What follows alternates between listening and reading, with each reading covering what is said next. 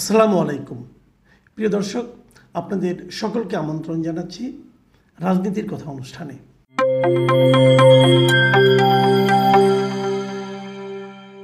গত কদিন ধরেই যে তিনটি ঘটনা সাধারণ মানুষের মধ্যে খুব আলোচিত হচ্ছে, সেগুলি হচ্ছে সাবেক আইজিপি বেনজির আহমেদ, সাবেক সেনাপ্রধান আজিজ আহমেদ এবং ঝিনাইদহের এমপি আনোয়ারুল আজিম আনারের ঘটনা।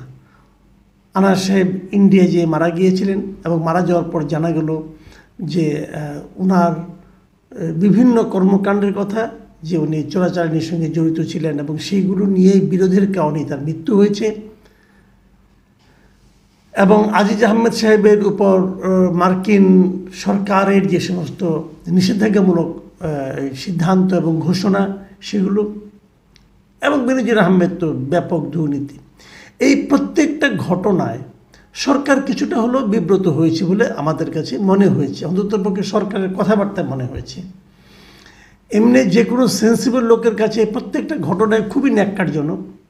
সরকার সরাসরি এই ঘটনাগুলির যে চাপ, এর থেকে বাঁচার জন্য একটা কথা বলে বসলো। সরকারের মন্ত্রী বিশেষ করে ওবায়দুল কাদের সাহেব বলেই দিলেন যে দুর্নীতির অভিযোগ ব্যক্তিগত, দলের কোনো দায় নেই, মানে দল এই সমস্ত অভিযোগের দায় নেবে না, কারো ব্যাপারে নেবে না।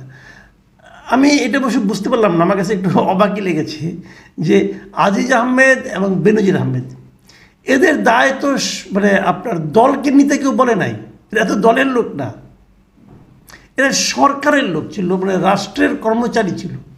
সরকার এদেরকে রাষ্ট্রের কর্মচারী হিসেবে পরিচালিত করেছে। তো ওই সময় যে সরকার ছিল তারাই ছিলেন, তো তারা এদের দায় নেবেন না কেন? সরকারের পরিচালনার ক্ষেত্রে আপনার মানে সিস্টেমের মধ্যে যদি কেউ দুর্নীতি করে, সেই দুর্নীতির দায় তো আপনার উপর বর্তায়, আপনি এটাকে অস্বীকার করবেন কিভাবে? যদি এই প্রশ্নগুলো নিয়ে আমরা আসবো একটু পরে, তার আগে আমি একটু বলে নেই, এই যে দায় না নেওয়ার যে প্রবণতাটা, কিছু হলেই এই দায় আমি নেব না। ওই যে আমরা দেখি না যে ওই আমরা যখন ছোট ছিলাম, বাইরে কোনো দুষ্কর্ম করে আসলে, মারামারি করে আসলে, বাসায় আসলে পর আমার বাবা মা আমাদেরকে শাসন করতেন। আবার অনেক সময় অনেকের বাবা মাকে এমনও দেখতাম, তারা বলতেন যে এই ছেলে তো আমি মানে এর দায় নেব না, আমি আর বাবাই না, এরকম বলতো অনেকে, যে এরকম একটা অকাল কুষ্মাণ্ড, এটা আমার বাবা, ছেলে হতে পারে না। অথবা অনেক সময় বলতেন ছেলে করছে, আমি কি করব, আমার কি করার আছে। এই যে প্রবণতাগুলো, দায় না নেওয়ার প্রবণতা, এটা কিন্তু ওই ছেলেকে আসলে এক ধরনের আশকারাই দিত। কিন্তু এর দায় দায়িত্ব তো বাবা মাকে নিতে হবে। কিন্তু আমাদের রাজনীতির ক্ষেত্রে আমরা দেখছি, যখন কোনো কিছু ঘটে যায় তখন তারা দায় নেন। আমি কয়েকটা উদাহরণ দিই, পুরনো কয়েকটা উদাহরণ দিচ্ছি আমি।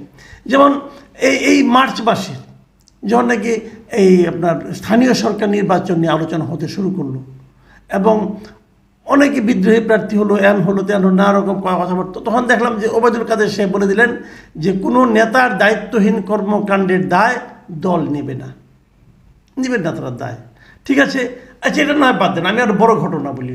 বিগত নির্বাচনের সময় মনে আছে আপনার যে কৃষিমন্ত্রী বলেছিল যে তারা নাকি বিএনপিকে প্রস্তাব দিয়েছিল নির্বাচনে আসার জন্য, এবং এই জন্য জেল থেকে সবাইকে মুক্তি দেওয়ার প্রস্তাবও তারা দিয়েছিল, কিন্তু বিএনপি রাজি হয়নি। সেই কথা বলাতে কিন্তু অনেক হইচই হয়েছিল যে উনি কীভাবে মুক্তির প্রস্তাব দেন। জেলখানা যারা নাকি জেলে গিয়েছে তারা তো আইনগতভাবে গেছে। যখন বলার পর এটার প্রেক্ষিতে ওবায়দুল কাদের সাহেব কী বললেন, কৃষিমন্ত্রীর বক্তব্য ব্যক্তিগত। ভাই, ব্যক্তিটা তো আপনার মন্ত্রী, ব্যক্তিটা তো আপনার দলের সভাপতি মণ্ডলীর সভাপতি, তো তার আবার ব্যক্তিগত বক্তব্য কীভাবে থাকে? উনি কি ওনার পার্সোনাল লাইফে কোনো বক্তব্য দিয়েছেন? উনি তো দলের পক্ষ থেকে দলের একটা কর্মকাণ্ডের বিবরণ উনি দিয়েছেন, তো সেটা কীভাবে ব্যক্তিগত হয়? আরও দেখেন, আমি অন্য প্রসঙ্গে একটা যাই। এই যে মানে আপনার 2023 সালের অক্টোবরে একটা ঘটনা, দুর্গাপূজা নিয়ে একটা ঘটনা ঘটেছিল গত বছরে, যে কুমিল্লায় আপনার ওখানকার যে স্থানীয় এমপি, প্রবল প্রতাপশালী এমপি, উনি কিন্তু বলেছিলেন যে হিন্দু ধর্মাবলম্বীদেরকে মদ মুক্ত পূজা উদযাপনের জন্য আহ্বান জানিয়েছিলেন। এটা নিয়ে অনেক হইচই হয়েছিল যে পূজা আবার মদ যুক্ত হয় কীভাবে। যাই হোক, এটা নিয়ে অনেক হইচই হয়েছিল। সেই হইচইয়ের মুহূর্তে স্বরাষ্ট্রমন্ত্রী কী বললেন, পূজা নিয়ে এমপি বাহারের বক্তব্য ব্যক্তিগত। আচ্ছা, এই যে ব্যক্তিগত বক্তব্যটাকে ঠিক, যদি বক্তব্যটা ঠিক না হয়, আর তার দলের একজন এমপি বক্তব্য দিয়েছেন, তাহলে সেই এমপির বিরুদ্ধে আপনি কোনো ব্যবস্থা নিয়েছেন? নেননি তো। এটা ওনার ব্যক্তিগত বক্তব্য বলে আপনি পার পেয়ে গেলেন। দেখেন আরও একটা ঘটনা বলি, গত বছর নির্বাচনের সময়, নির্বাচনের আগে আগে জুন মাসের নাগাদ, যখন নাকি দুই দল আওয়ামী লীগ বিএনপি পরস্পরের মুখোমুখি দাঁড়িয়ে আছে, কোনো আলোচনা হচ্ছে না, আলোচনা হবে কিনা এটা নিয়ে নানা ধরনের আলোচনা হচ্ছে, মানুষের মধ্যে কথাবার্তা চলছে, তখন তাদের উপদেষ্টা আমির হোসেন আমু একটা কথা বলেছিলেন। আমির হোসেন আমু কি বলেছিলেন? যে বিএনপির সঙ্গে সরকার নির্বাচন নিয়ে আলোচনায় রাজি আছে, প্রয়োজনে জাতিসংঘের মধ্যস্থতাতেও সেটা হতে পারে। আমির হোসেন আমু কিন্তু অনেক সিনিয়র নেতা আওয়ামী লীগের, এখন যারা আওয়ামী লীগের সক্রিয় নেতা আছেন তার মধ্যে ওনার চেয়ে সিনিয়র কেউ আছেন কিনা সন্দেহ।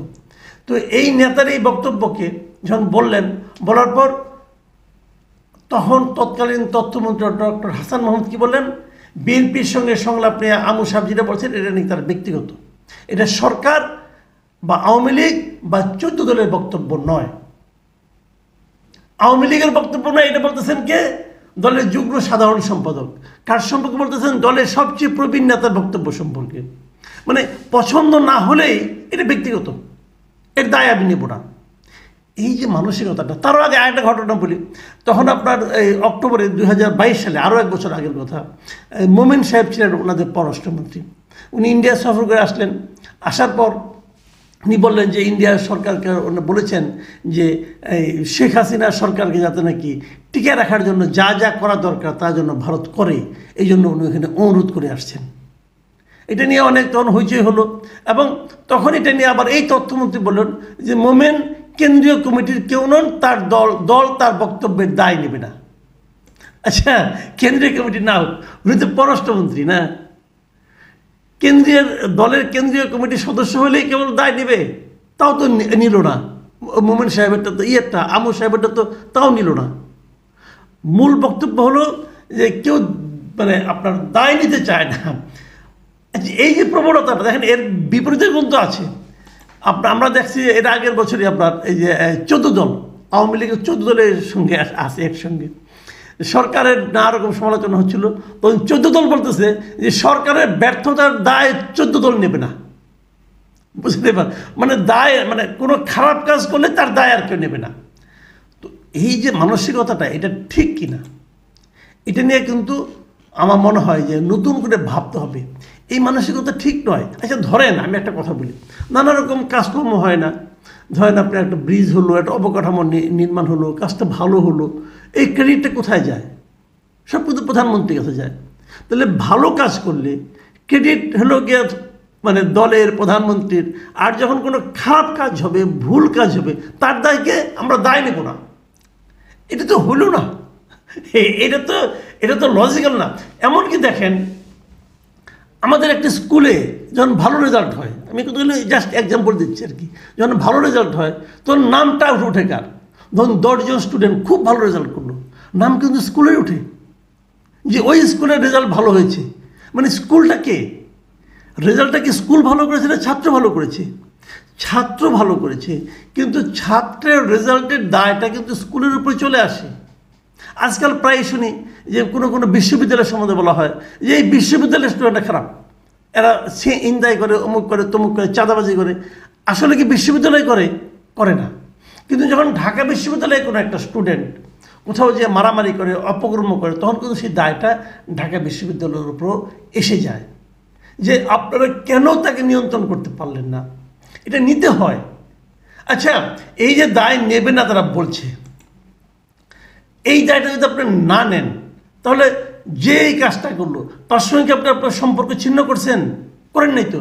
তার সঙ্গে তো বসে আপনার এই যে আমির হোসেন আমার কথা বললেন, তারপরে আপনার মোমেন সাহেবের কথা বললেন, তাদের দায় নেবেন না, ঠিক আছে, দায় নিলেন না, তারপর 2 দিন পরে তার সঙ্গে বসে মিটিং করতেছেন, তো তার বিরুদ্ধে আপনি কোনো অ্যাকশন নিতে পারছেন না। খালি মানে এই যে দায় নেব না বলাটা, এটা বললে হয় কি, মনে করেন যে অপকর্মটা করে, যেই ভুলটা করে, সেও কিন্তু এক ধরনের ছাড় পেয়ে যায়। সেভাবে আমি করি, তারপর দল তোমার দায় নেবে না, কোনো সমস্যা নাই, দলেরও কোনো সমস্যা নেই, আমারও কোনো সমস্যা নাই। এটা হয় না ভাই। আমি আরেকটা উদাহরণ দিয়ে শেষ করি। আপনাদের মনে আছে বেশ কয়েক বছর আগের কথা, ছাত্রলীগ তখন বেশ বেপরোয়া হয়ে গেছিল, তাদের নানা রকম বদনাম হচ্ছিল, কথাবার্তা বলছিল, শুনছিল না। তখন একবার শেখ হাসিনা কিন্তু বলেছিলেন যে ছাত্রলীগের সঙ্গে আমি সম্পর্ক ছিন্ন করলাম। কী কারণে বলেছিলেন? উনি দায় নিয়েছিলেন বলেই কিন্তু বলেছিলেন। এবং সেবার তো উনি দলের সাধারণ সম্পাদক এবং সভাপতিকে দল থেকে ছাত্রলীগকে সরিয়ে দিয়েছিলেন। কেন দিয়েছিলেন? দায় নিয়েছিলেন বলে তো দিয়েছিলেন। তো দায় নেওয়াটা কোনো সমস্যা না, দায় তো নিতে হবে আপনাকে। তো দায়টা কে নিবে? কে দায় নিবে? এই আজিজ সাহেবের দায় কে নিবে? বেনজির সাহেবের দায় কে নিবে? বিরোধী দল নিবে? এটা কি হয়?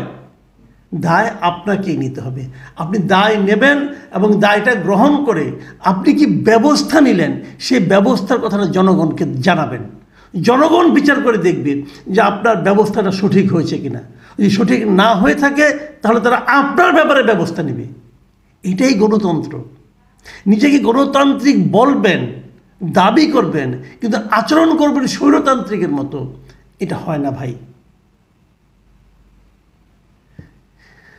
প্রিয় দর্শক, এখন এ পর্যন্তই। আল্লাহ হাফেজ।